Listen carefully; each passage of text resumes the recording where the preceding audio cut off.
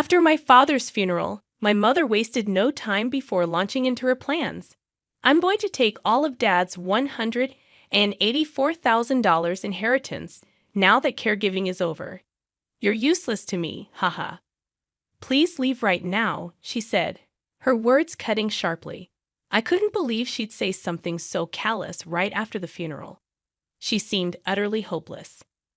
But I had already prepared for this moment long before my father's passing. With a confident smile, I replied, "Thank you. I've been waiting for this. My name is Susan, and I'm 28 years old, still living in my parents' house." My father was the light in my life, always there for me despite his busy schedule. He ran a company but always made time for family dinners and my school events. Its kindness meant the world to me. My mother, on the other hand, was a different story. She never showed much affection, especially when I was young. Living with my paternal grandparents under the same roof didn't make things easier. My mother often vented her frustrations when my father or grandparents weren't around, directing her anger towards me. My grandmother, though kind on the surface, had her moments of cruelty, especially towards my mother. She would often make hurtful remarks, reflecting disappointment in not having a boy to carry on the family legacy. Despite my efforts to win my mother's approval through academic success and even winning swimming competitions, her criticism only grew worse. She'd remark about my looks, comparing me unfavorably to my father, whom she adored. My mother's beauty and past as a model seemed incongruous with her behavior. Marrying my father for his wealth didn't bring her the life of luxury she expected, especially with my grandparents in the picture. Things worsened after my grandparents passed away, leaving my mother unchecked. She squandered my father's money on parties, neglecting both me and the household chores. Meanwhile, my father was focused on rebuilding his company's stock value, leaving me feeling isolated and lonely. But despite it all, I had learned to navigate the deceitful world of adults like my mother from a young age. Now, with my father gone, I was prepared to stand up for myself and claim what was rightfully mine. But despite my resolve, I couldn't bring myself to confront my father about my mother's behavior.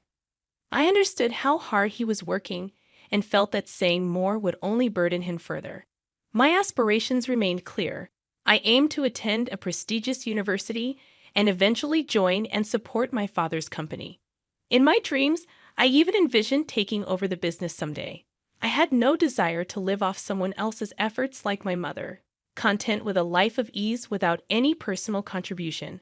So I dedicated myself to hard work, steadily advancing towards my goals. As my father's business stabilized, he was thrilled to hear about my ambitions to join him. He allowed me to intern at his company during my third year of university. The employees were patient and kind, teaching me the intricacies of the business. After graduation, I officially joined the company as a full-time employee. Meanwhile, my relationship with my mother remained distant. I found solace in my work, immersing myself in the challenges of the corporate world. Despite being more strict and commanding in the office, my father always showed me kindness and concern, switching effortlessly between the roles of boss and father. As the years passed, I continued to thrive in my role within the company. However, life took a sudden turn when my father suffered a severe leg injury in an accident. He required extensive caregiving, and I couldn't trust anyone but myself to provide it. Reluctantly, I returned home to care for him, setting aside my feelings towards my mother for the sake of my father's well-being. Despite my mother's hurtful words, I chose to brush them off.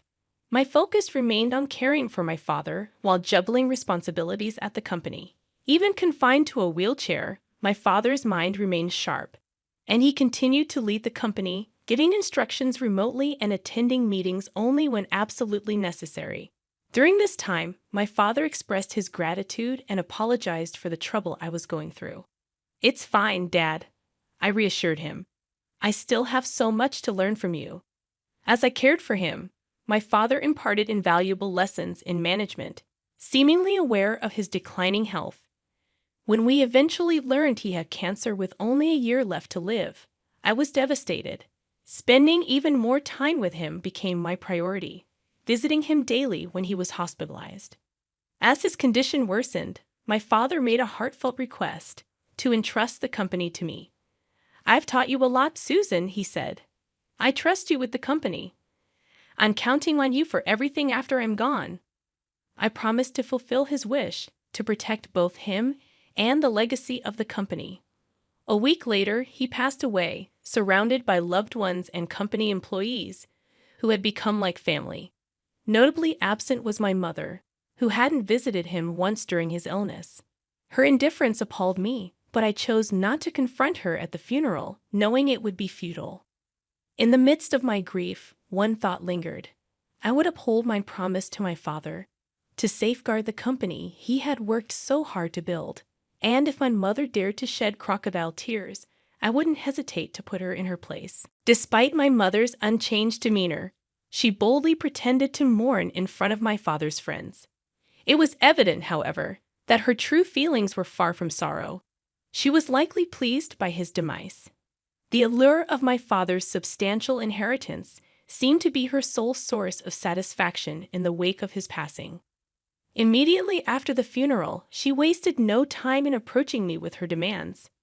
"I'm going to take all of Dad's $1,984,000 inheritance now that caregiving is over. You're useless to me, haha. Please leave right now," she declared. I couldn't believe she would be so brazen as to demand this immediately after the funeral. But I was already prepared for her audaciousness. With a smile plastered on my face, I calmly responded, "Thank you. I've been waiting for this."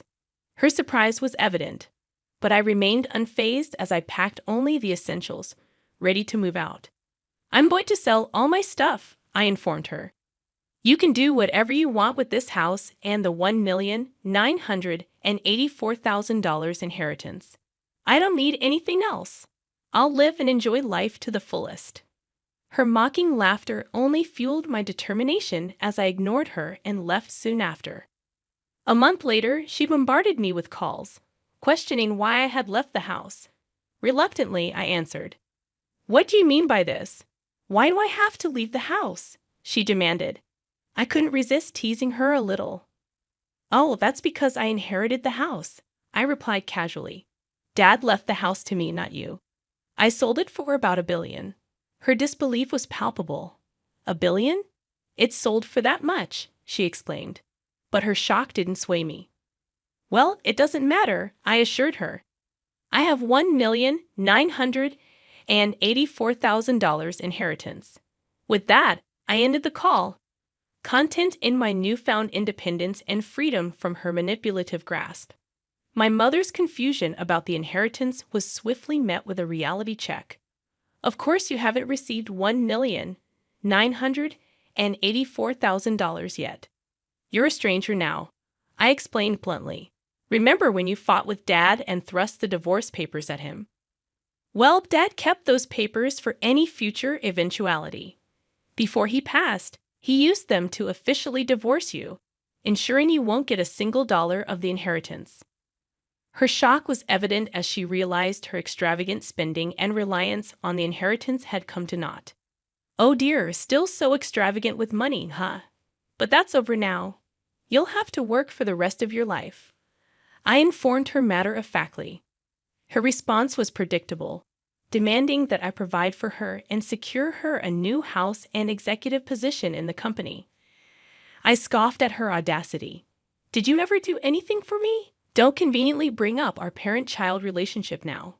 I don't think of you as my mother anymore. Our bond is severed. So please live your life however you like." With that, I cut off contact, setting her number to reject calls, and informing the company reception to report her if she showed up. Meanwhile, my dedication to my work at my father's company remained unwavering. I focused on protecting his legacy and fostering innovation, determined to lead the company to new heights. While my mother spiraled into debt, forced to work part-time jobs to pay off her bills, I found fulfillment in my work.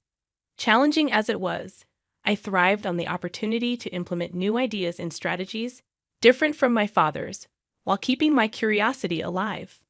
Moving forward, I aim to dedicate myself even further to my work, striving to become a respected business leader and continue the legacy my father had entrusted to me.